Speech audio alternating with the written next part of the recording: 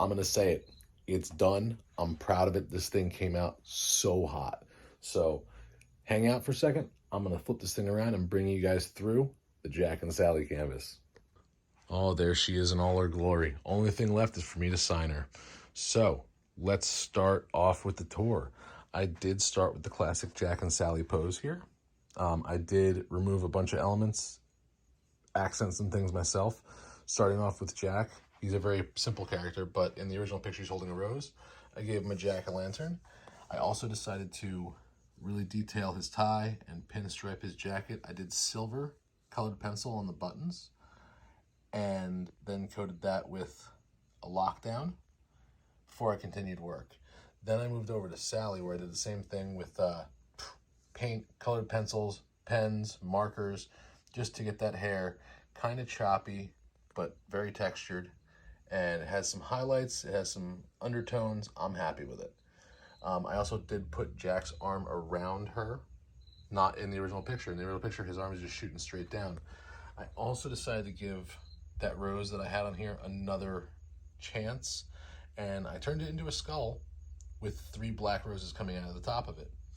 We did tie in the bottom of that hill with some green mist coming over the edge and a green light that gives you those bats. Those bats come all the way up, kind of hiding behind the main character's bigger.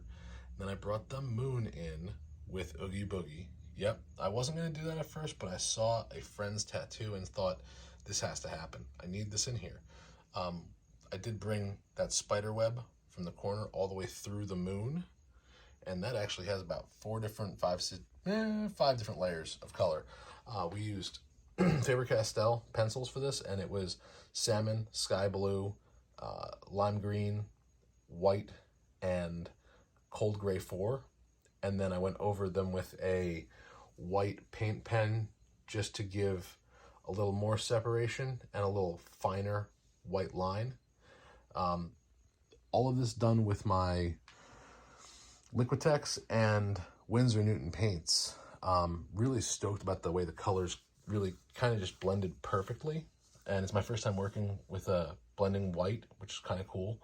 I also threw in the top corner here Santa's sleigh escaping with some reindeer hauling it off. But this thing even has pumpkins and some mist coming up to give you your foreground. Jack's mansion is hot and lit up for Christmas. Has those snowy peaks and the nice dark orange lights. I anticipate this finding a home very, very soon.